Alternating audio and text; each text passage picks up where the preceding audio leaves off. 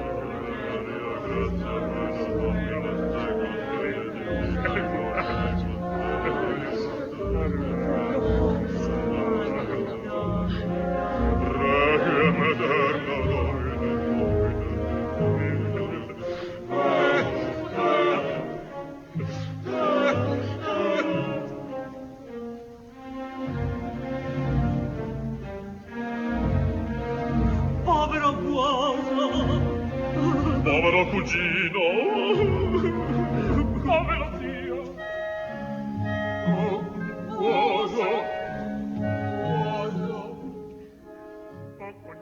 Rome, 1958. Puccini's Gianni Schicchi is recorded by EMI, with Tito Gobbi in the title role as the rascal who cleverly deludes the relatives of Burso Donati, who dies and leaves in his will all his fortune to a monastery. One of the relatives calls Schicchi in to see if he can do anything to recover any of the money for them, and he comes up with a great plan. He says he'll disguise himself as Burso Donati, as no one except the relatives knows he's just died, and he'll revise the will in front of a notary, which he does, and then, pretending he is Signor Donati, he leaves all the fortune to Gianni Schicchi himself. In this opening scene here, the relatives are feigning their sorrow over Donati's death. They're not in the least bit sorry, really, and what they're really preoccupied with is, where is the will? They're hoping that the rumours they've been hearing won't be true, that Donati has not left his mule, his mill and his house to the local monastery. Well, in due course they find the will, and more candles are lit so that everyone can read it. And then they find out the awful truth. Simone, the oldest relative, blows out the candles, and everyone feels completely at a loss.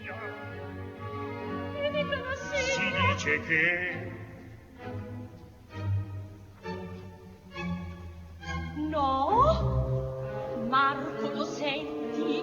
Che dicono a Signa? Si dice che... Cosa ne sa?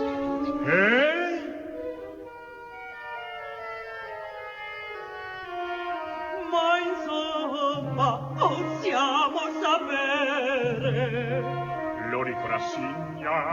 Che diamine dicono a Signa? Ci son delle voci, dei mezzi discorsi, dicevano ier sera dal cistifornaio. Se muoso crepa, quei frati e manna diranno quanta mia fatica panna. E l'altro, sì, nel testamento ha lasciato riposa d'un convento. Ma che chi lo dice? Lo dico la Signa. Lo dico la Signa. Lo dico la Signa.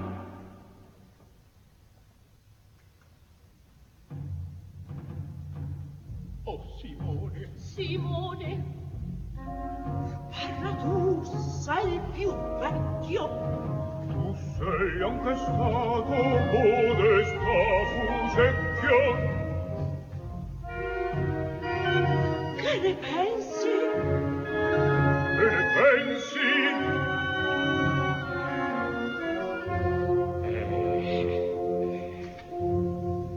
Se il testamento è in mano d'un notaio, chi lo fa forse un guaio.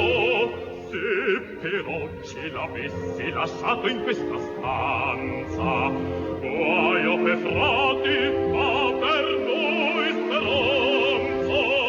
Guaio per frati, ma per noi speranza.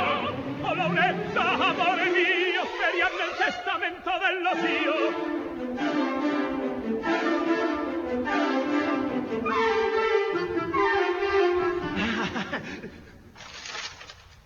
No, non è.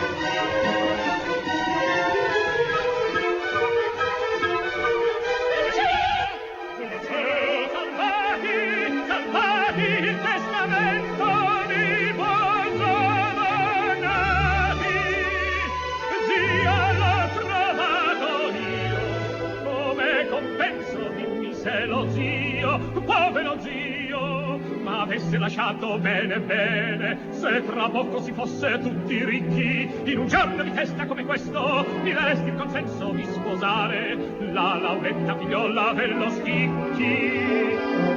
Mi sembrerà più dolce il mio revaggio, potrei sposarla per carendimaggio.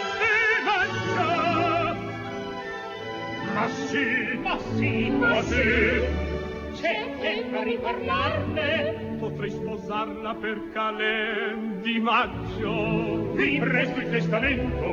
Lo vedi che si sta con le spine sotto i piedi? Zia, se tutto andrà come si spera, sposa chi vuoi, sia pure la verziera. Lo zio mi voleva tanto bene, ma avrà lasciato col casche piene. Corri da Gianni Schicchi, digli che venga qui con la Lauretta, Cernuccio di Boso che l'aspetta. A te due popolini, comprati confortini.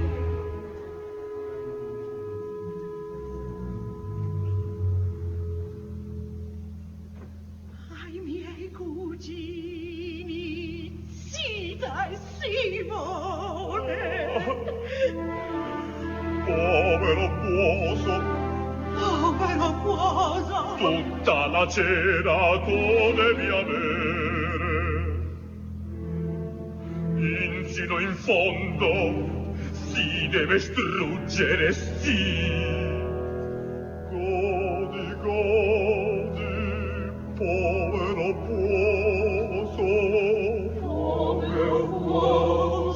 Se m'avessi lasciato questa casa, i mulini di Signa. Poi la muccia avessi lasciato con le mulini di Signa. I mulini di Signa. Zitti. E porta.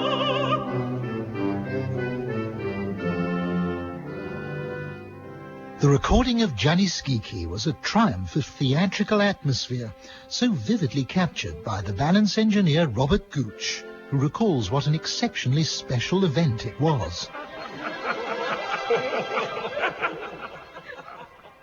Gobby, who took the title role, he more or less with the cooperation of the cast, sort of produced it, because they used to get into a huddle and say, well, you do this and you do that, you know, and they had tremendous fun with different effects, you know, and it had tremendous atmosphere to it. It really is a gem of a little opera. It's very, very funny. And they milked all the situations to the absolute extreme. When they lit the candles for the deceased person, and they discover that he's left all the money to the monastery, they blow the candles out, you know, and they sort of go around, and the last one won't go, and they go, they sort of, you know, pull out every comic situation you could.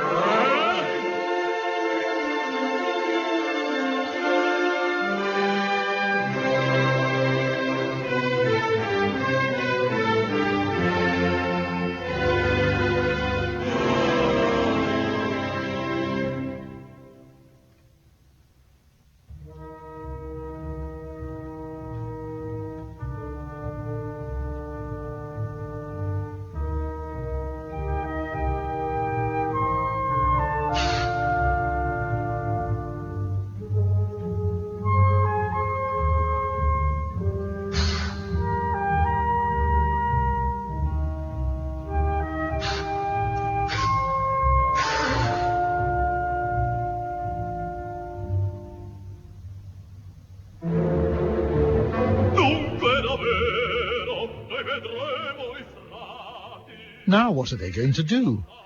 Can anyone perhaps fiddle the will? No one knows what to do until Rinuccio comes up with the idea that Gianni Schicchi, the father of Loretta, the girl he wants to marry, may know of a way. He's a very shrewd character. Well, Gianni Schicchi is already on his way, because before the will was read out, Rinuccio had sent for him and Loretta in the hope that he'd consent to her marriage to Rinuccio, who'd assumed there'd be some money for him from the will. As it was he who'd discovered the will, his Aunt Zita had said that, provided all goes well for the relatives with the will, he can marry whomever he wishes. Now Schicchi arrives to find the relatives in disarray, and Aunt Zita refusing point-blank to allow Rinuccio to marry a dowryless girl like Loretta, whose father is a peasant. The relatives ask Schicchi if he can do anything to help, and at first he doesn't want to know. But when his daughter says she'll drown herself unless he does something, because she's desperate to marry Rinuccio, he agrees to look at the will. No good, he says, it's too late. But wait a minute, maybe I can do something. And he decides to disguise himself as Buoso Donati. He instructs the relatives to hide the body and remake the bed. But then suddenly there's a knock at the door.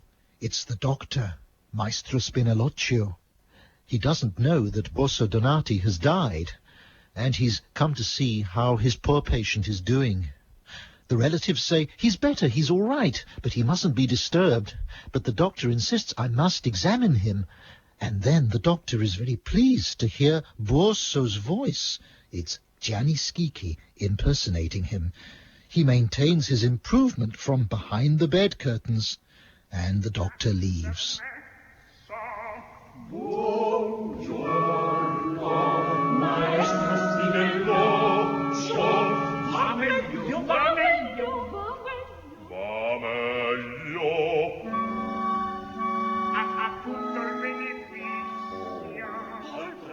When Gianni Schicchi imitates the voice of the dead man, it's so realistic that one of the cast sort of gasps and shrieks as if the man had come to life again. You know. It was a terrific fun, a tremendous atmosphere.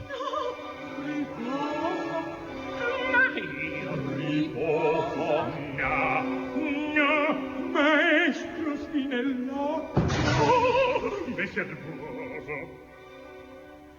ho tanta voglia di riposare. Potreste ripassare questa sera? Son quasi addormentato. Sì, messer Boso, nada meglio. Da morta serrinato. Stasera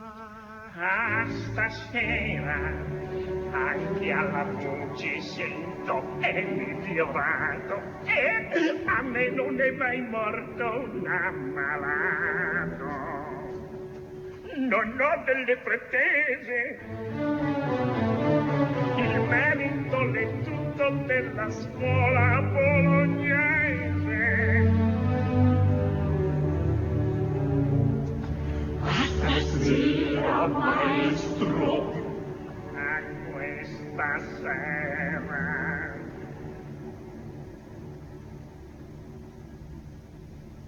Era uguale la voce, era uguale. Gianni Schicchi asks the relatives whether he got the voice right. Oh, yes, he did. Now, do they realize what this means? They must straight away send for the notary, and Buoso, alias Gianni Schicchi, will remake his will. And now the notary is called. When he arrives, Buoso Donati, alias Gianni Schicchi, revises the will, making all the changes in favour of Gianni Schicchi himself. Col notaro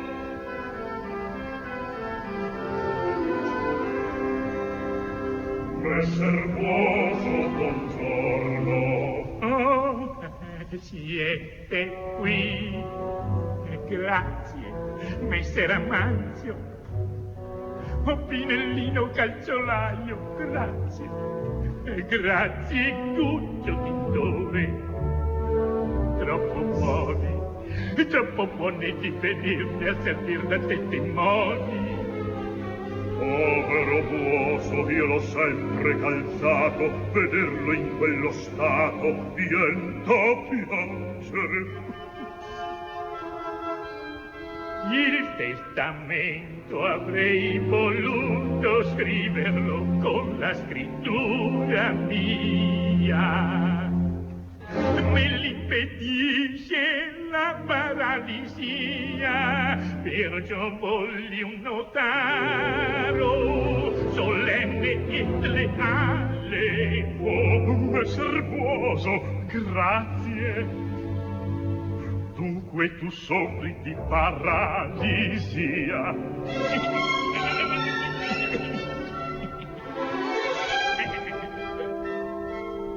Povero Buoso. Povero Buoso. Oh, poveretto, basta. I testi videro. Testes videru. Possiamo incominciare, ma i parenti che restino prefetti. Dunque incomincio. In dei nomini anno dei nostri Gesù Cristi, a te un salutite reincarnazione, millesimo, ducentesimo, nonagesimo, nono, die prima settembre sindizione undecima, ego notaro amantio di Nicolao, civis prudente per voluntate, quosi donati scribo of testamentum, annullans, revocans ed irritans, onde aliud testamentum. Che previdenza! Che previdenza! Un preambolo, dimmi i funerali il più tardi possibile, li vuoi ricchi, fastosi, dispendiosi? No, pochi quattrini, e non si spendano più di 2 fiorini. Che modestia, che qualità l'onore. Lascio ai frati minori ed all'opera di santa reparata 5 lire. Bravo, bisogna sempre pensare alla beneficenza. senza.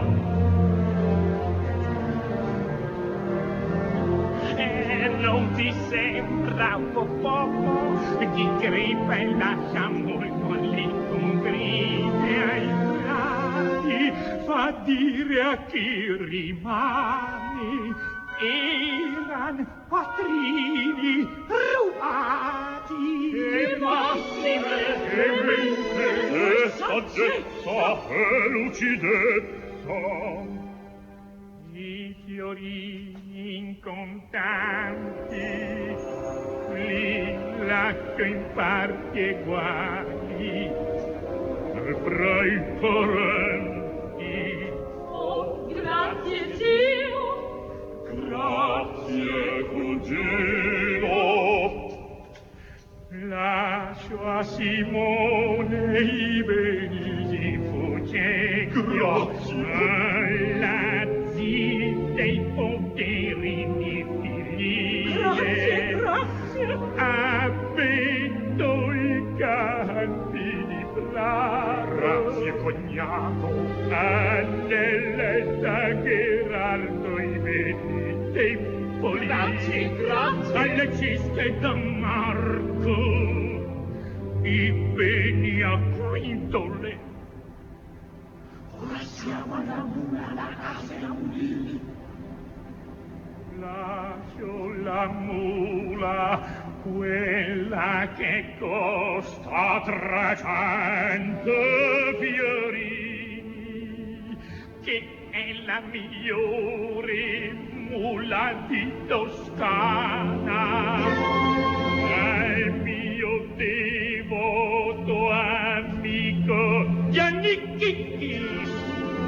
Come, come, come?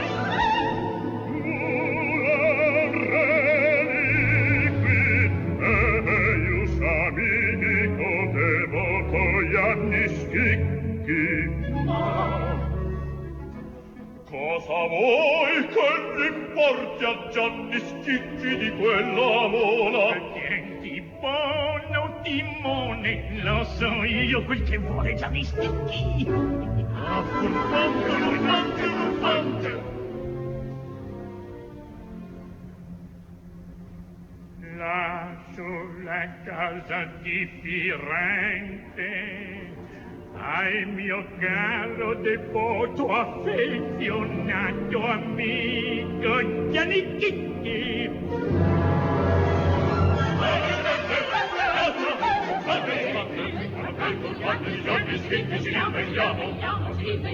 Addio Firenze, addio cielo divino, io ti aiuto. Si disturbi del testator la volontà. Messer Amanzio, io lascio a chi mi pare. Ho in mente un testamento e sarà quello. Se gridano sto calmo e canterello. Ma che uomo! Che uomo! E i mulini di Signa. I mulini di Signa! I mulini di Signa. Addio Firenze, li lascio al caro. Addio cielo divino, affezionato amico Gianni Chicchi, e ti saluto questo mocherino. Ecco fatto.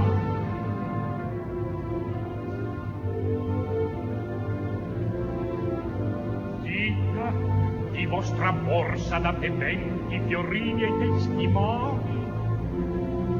E 100 al buon notaio. Messer Boso, Grazie. Niente saluti. Andate, andate. Siamo forti.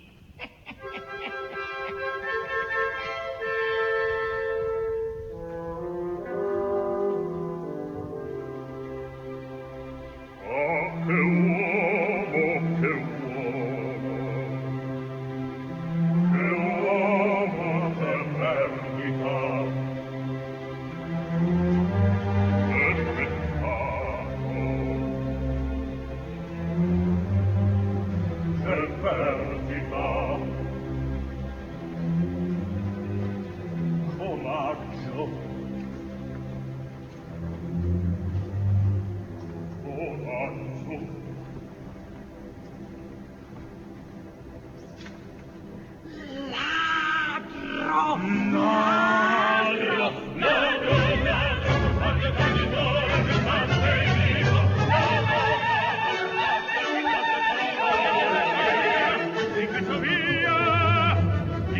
via di casa mia.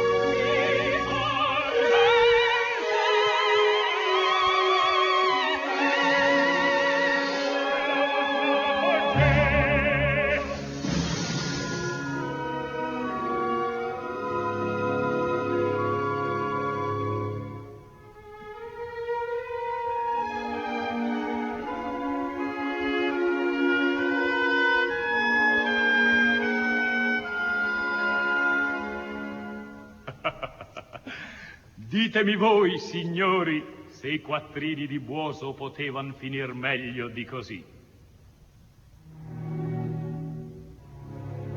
Per questa bizzarria m'han cacciato all'inferno, e così sia.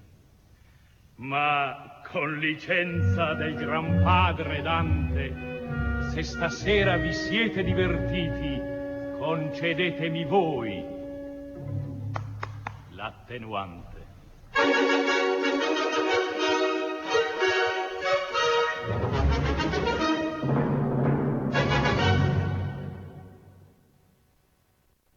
So Gianni Schicchi takes all the money for himself, and he kicks all the relatives out of the house. It's his house now. Tito Gobbi led the cast as Gianni Schicchi in Puccini's opera in that recording made in the Rome Opera House in 1958. The conductor was Gabriele Santini. Another famous opera house in which Bob Gooch recorded for EMI was the marvellous La Scala in Milan. In 1960, it became an EMI studio for a legendary recording, Maria Callas's stereo remake of one of her most celebrated roles, the title part in Bellini's Norma. And what a supporting cast! Franco Corelli as Pollione and Christa Ludwig as Adalgisa, and the masterly Tullio Serafin conducting the La Scala orchestra and chorus. Here's Norma's first entrance in the opera. She rebukes the Druids for wanting to make war without the sanction of the gods, and then she foretells the fall of Rome through its own weakness. And as she cuts the mistletoe, she offers up her prayer to the goddess of the moon in her aria, Casta Diva.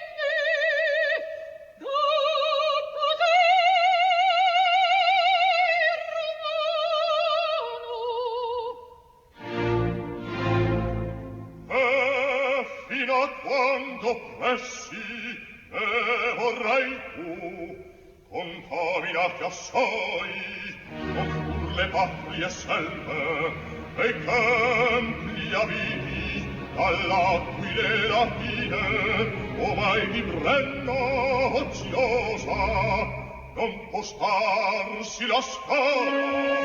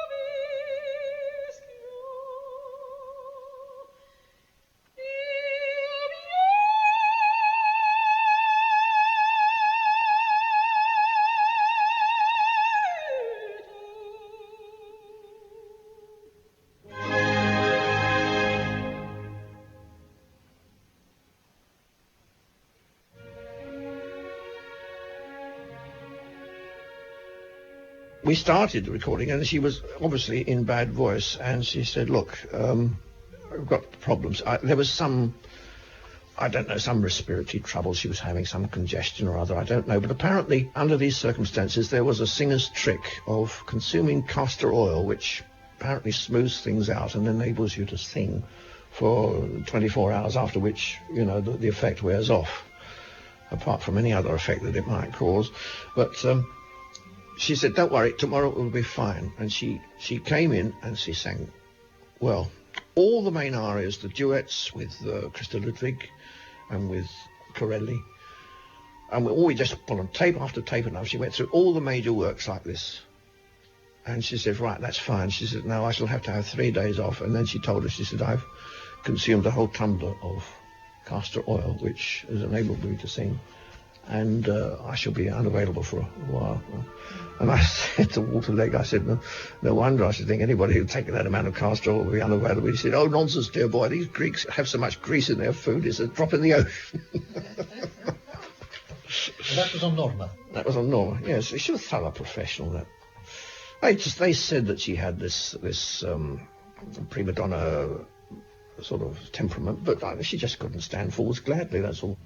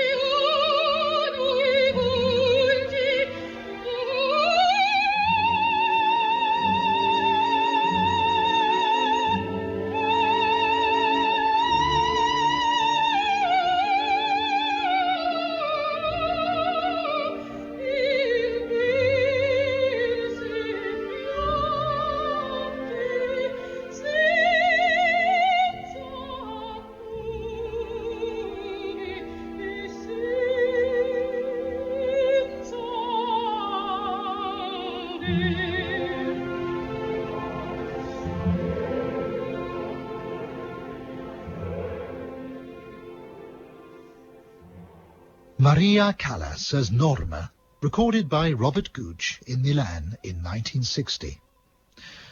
2 years later, Bob Gooch was in Paris recording another great legendary singer, Boris Christoph, singing his most famous role, Boris Godunov, in Mussorgsky's opera about the Tsar who goes to pieces as his conscience overwhelms him. The price he pays for having ordered the murder of the child Tsar before him so that he could usurp the throne. From his very first entrance at his coronation, he's weighed down with anxiety. My soul is sorrowful. Some unwished fear has fettered my heart with ill forebodings. O Holy One, O Almighty Father, look down from heaven on the tears of thy faithful servants, and send down upon my reign a sacred blessing.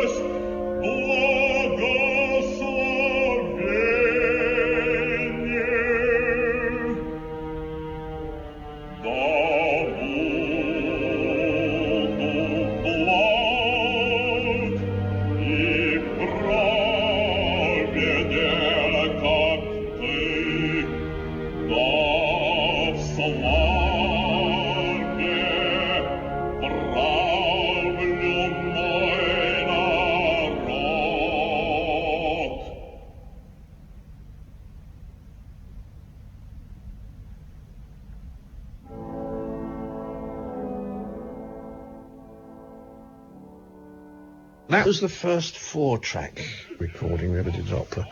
It gave us the opportunity to rebalance the voices. Christoph always insisted that his voice was forward, and you couldn't get any sort of atmosphere or any action. And of course, there's so much going on in Boris that you didn't want sort of the sort of old-fashioned balance with the voices sort of right forward. You wanted to get some atmosphere. So I, much to the horror of the French staff, I had the whole studio damped. They had the Salvagram had mirrors all around. They were all covered with cloth, and we had the stage, a huge stage, because I wanted to get a bit of action and movement in the thing. And we started to, the idea was that we were going to start the recording with some bit part singers in order to get the balance right before the big guns arrived. And of course, Christoph must have heard this because he turned up on the first session, you know, and wanted to do the first things, you know, but of course they were, and they were, artistically they were fine, but before we had a chance to really fine-tune the microphone positions and get the balance right. I mean, you put out basic microphone settings, but you always have a little bit of fine-tuning to do afterwards, after you hear the first takes. Anyway, we were able to rebalance the thing, but there was, we had, I think, the first recording that was done many years ago in mono with Dubrovin. They had a lot of emigre Russians in Paris who were all taxi drivers, apparently. and they formed the chorus. Yeah, that's right. Yeah, because you really need the Slav quality that you can't get anywhere else in a chorusing. I think a Welsh choir is probably the closest to it, but you need that quality, this sort of Slav sound for the chorus. And of course, when the time we came to do this recording, they were all dead.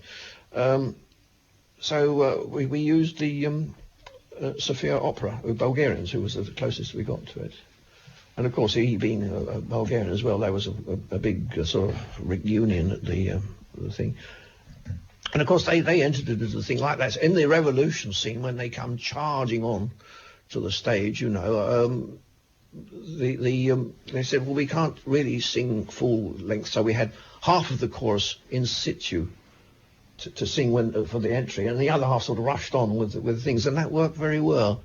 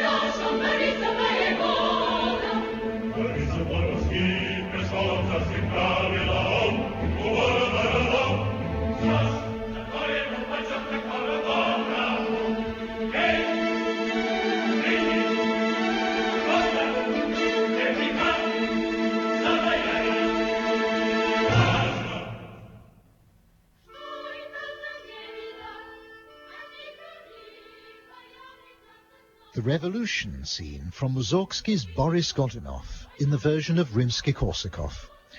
The chorus of the National Opera of Sofia and the Paris Conservatoire Orchestra were conducted by André Cliton in 1962. Between 1973 and 1977, Robert Gooch went to the London Coliseum to capture a series of live performances in what became an historic landmark in opera, and what transpired to be one of the most stunningly lifelike recordings ever made in a theatre, a concert hall, or a recording studio. EMI took down the entire production of Wagner's Ring Cycle that was sung in English and was conducted by Reginald Goodall, who in his old age had only recently started to win tremendous international acclaim for his stylistic mastery and for the deeply musical results he achieved through meticulous and protracted rehearsals with the ensemble of singers and orchestra of the English National Opera.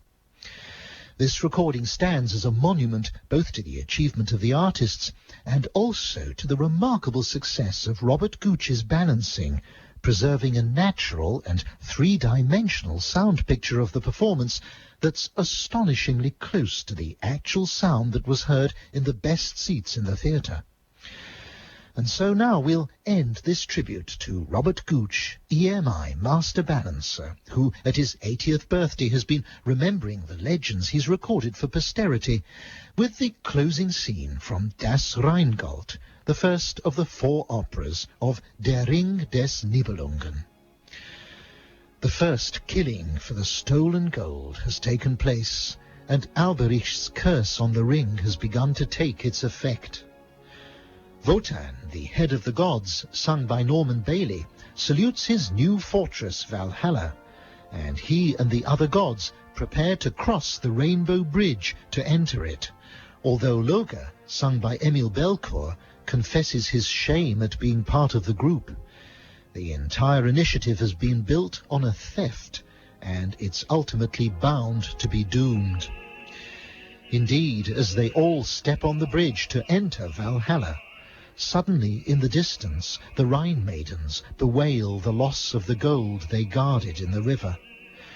But it's too late now for Wotan to help them. He's compromised himself with his bargaining, and already the seeds of his and his entire entourage's downfall have been sown. For now, though, he has no time for such thoughts, and he leads the gods across the bridge into their magnificent new castle.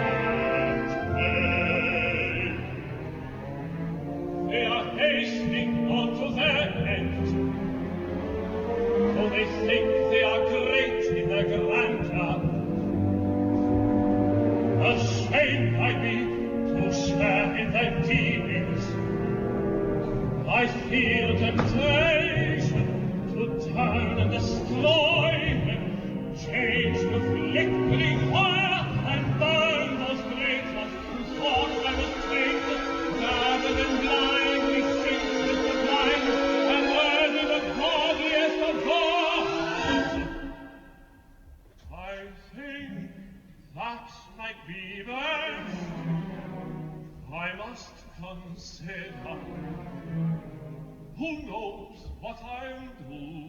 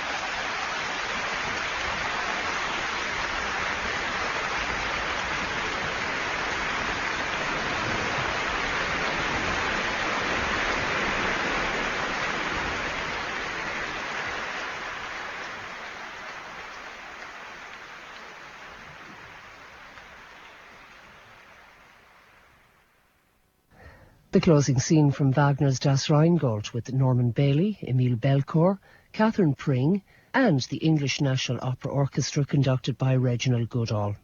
And that programme, Robert Gooch, Recording the Legends, was presented by Jon Tolansky. At the end of this month, Leonard Cohen will be performing a number of concerts at Lissadell House in County Sligo. And in 2 lyric features, Bernard Clark will be looking at 2 of Leonard Cohen's seminal albums. In the first programme, next week, he looks at Cohen's 1993 release, The Future, one of the darkest, most sardonic and intriguing albums in his catalogue. That's Leonard Cohen, The Future, the first of 2 programmes in the lyric feature next Saturday evening at 7. And if you'd like to listen back to any of our programmes, you can do so on our website at rte.ie/lyric/features. Handel and Mozart with Les Violins du Roi, Beethoven from New Mexico, and Bach with the Helsinki Baroque Orchestra. Along with another of our RTE National Symphony Orchestra summer lunchtimes, these are our coffee concerts each morning at 11. And we hit the Camino Trail in Dublin, offering you the chance of a holiday in northern Spain, plus the pianist Louis Lortier, who's the featured artist on our CD of the week with concertos by Schumann and Chopin. So join me, Paul Herriot, in tempo every weekday morning from 9:30 here on RTE Lyric FM. I'll include a couple of Bond tunes this Monday evening, one old and one new. 3 scores from the pen of British composer George Fenton, Shadowlands, Dangerous Liaisons and Mrs. Henderson Presents, plus great songs from A Chorus Line, West Side Story and The Bandwagon. That's movies and musicals with me, Aidan Gormley, Monday at 7 p.m. here on 96 to 99 RTE Lyric FM.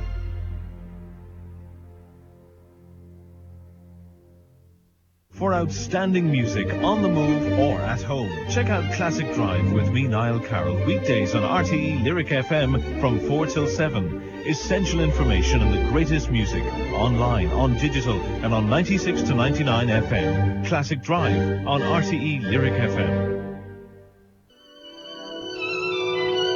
It's a musical postcard from England, Russia and Italy in the RTE National Symphony Orchestra's summer lunchtime concert on Tuesday 13th of July.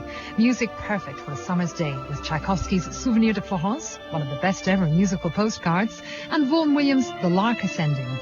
Violinist Janice Graham directs both. Concert €10, pre-booked lunch €5. Join me, Liz Nolan, Tuesday 13th of July, 1:05 p.m, National Concert Hall.